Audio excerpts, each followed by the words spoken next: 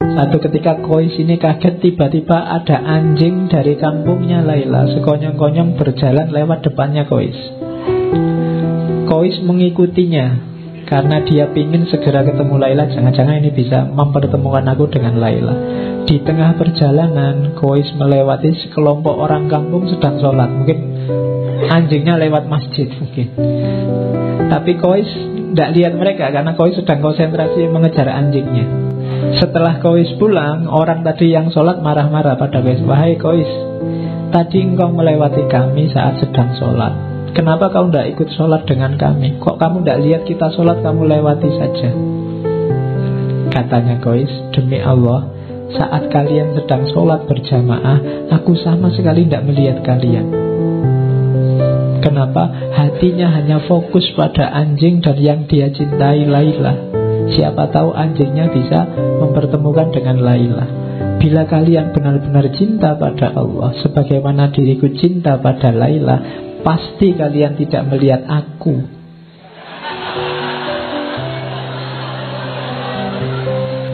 Padahal kalian sedang berbicara dengan Allah, tapi mengapa kalian masih bisa memperhatikan diriku? Aku saja yang mengejar anjing kepunyaan Laila, pujaan hatiku, sama sekali tidak melihat kalian. Jadi ini sindiran luar biasa dari Kois. Ya, aku aja cuma anjing aja sampai lupa sama kalian. Kalian sama Allah loh, masih bisa sibuk sama diriku. Itu sindirannya Kois pada orang-orang. Ada lagi ini cerita. Jadi suatu ketika di rumah Laila diadakan pesta. Semua warga desa diundang. Majnun yang tidak diundang menyusup saja masuk. Sampai di dalam rumah dia lihat loh, orang-orang kok antri. Dia juga ikut antri. Nah, waktu dia ngantri kan yang membagi antrian kan Laila. Jadi dengan ikut antri itu dia bisa memandang wajahnya Laila. Waktu pas dia dapat antrian, Laila ini tidak ngasih makanan ke Kois, tapi malah piring yang untuk Kois dibanting sampai pecah. Wow, keluarganya Laila seneng. Alhamdulillah Laila sudah sadar sekarang. Orang-orang seneng semua, tapi ada orang yang lihat, ini Kois kok tidak sadar. Kois kok juga ikut-ikutan seneng. Terus ditanya sama orang sedekat Kois, Kois, kok kamu malah tersenyum? Kamu kan habis dipermalukan di depan semua warga desa. Kenapa mukamu masih senyum? Kois malah heran, loh kapan saya dipermalukan? Tadi waktu Laila mecah piringmu. Kois jawab, oh enggak begitu, kamu salah paham. Laila itu memecahkan piringku tujuannya hanya satu, agar aku ikut antrian lagi. Kalau aku ikut antrian lagi, bisa ketemu lagi, kita bisa berlama-lama saling memandang, sehingga rindunya bisa terobati. Jadi rahasianya di situ. Ya, ini sebenarnya sindiran bahwa kalau Allah ngasih kamu susah, kalau Allah ngasih kamu ujian, kesulitan, itu mungkin karena Allah ingin dekatnya lama sama dirimu. Kalau doamu lama tidak dikabul-kabulkan, mungkin Allah suka rindu mendengarkan suaramu terus. Jadi jangan salah paham dulu. Makanya cintailah Allah, dekatilah Allah dengan rasa cinta, maka kamu tidak akan kecewa, tidak akan mengeluh, tidak akan putus asa. Karena banyak rahasia di balik itu.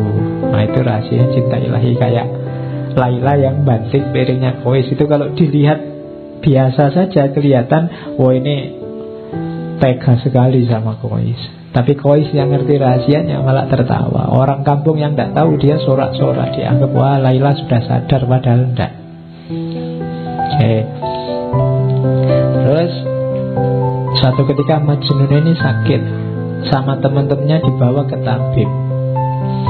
Katanya tabib, oh ini sakitnya parah, harus dibedah karena ada yang infeksi, ada darah yang harus dikeluarkan. Tapi Majnun menolak, jangan. saya tidak mau dibedah. Tabibnya bingung, lah kok kamu takut? Selama ini kan kamu keluar masuk hutan sendiri. Macan tidak takut, apalagi binatang buas tidak takut. Lah kok kamu dibedah aja takut? Katanya Majnun, enggak, bukan dibedahnya yang saya takut. Lah kamu takutnya apa? Aku takut pisaunya menyakiti Laila.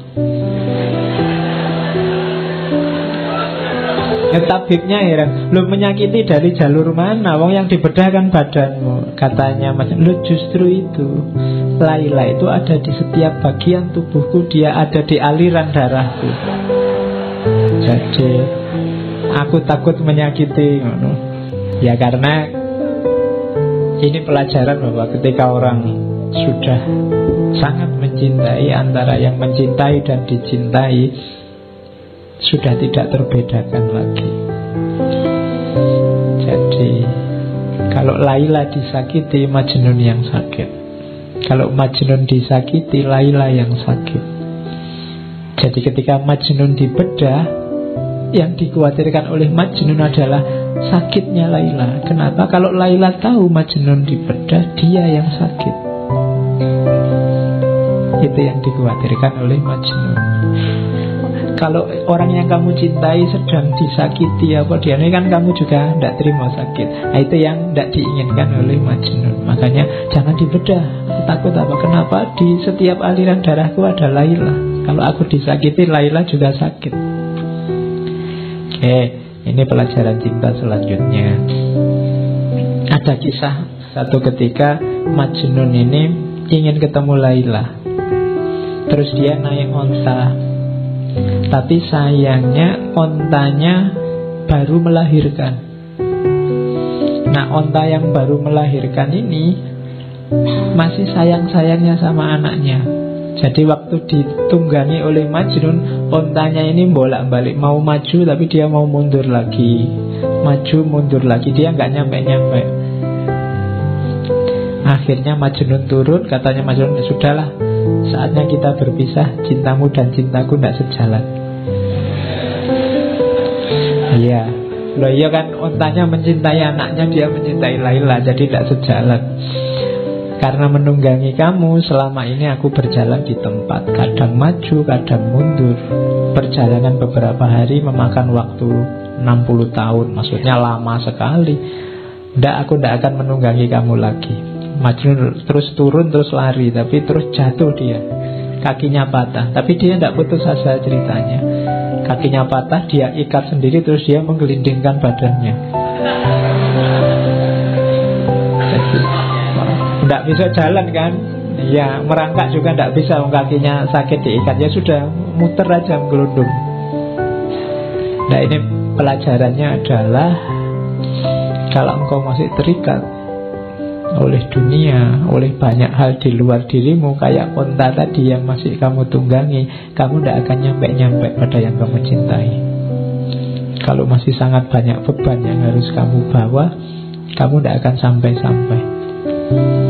Tinggalkan semua bebanmu, berjalanlah, berlarilah, menggelindinglah menuju yang kau cintai. Ya, yang dicintai pastinya Allah. Terakhir, satu ketika Khalifah ini yang mendengar cerita Laila Majnun sangat populer, satu ketika ingin tahu anak muda yang dilanda cinta itu kayak apa. Terus dia lihat ditemuinya Laila, tapi dia heran, oh Laila itu cuma kayak gini aja loh wajahnya. Qais menjadi Majnun karena kamu, tidak masuk akal. Apa yang dilihatnya dari dirimu sehingga membuatnya tergila-gila. Kamu bukan wanita yang sangat cantik, banyak wanita lain yang secantik kamu, bahkan melebihimu. Ada cerita yang bilang, katanya Khalifah, bahkan dayangku yang paling jelek lebih cantik daripada dirimu. Tapi Laila menjawab, diamlah. Yang dia lihat tidak terlihat olehmu karena kamu bukan Majnun. Ya, kamu tidak tahu karena kamu bukan yang mencintai. Hanya yang mencintai tahu keindahan yang dicintai. Jadi itulah kisahnya Laila.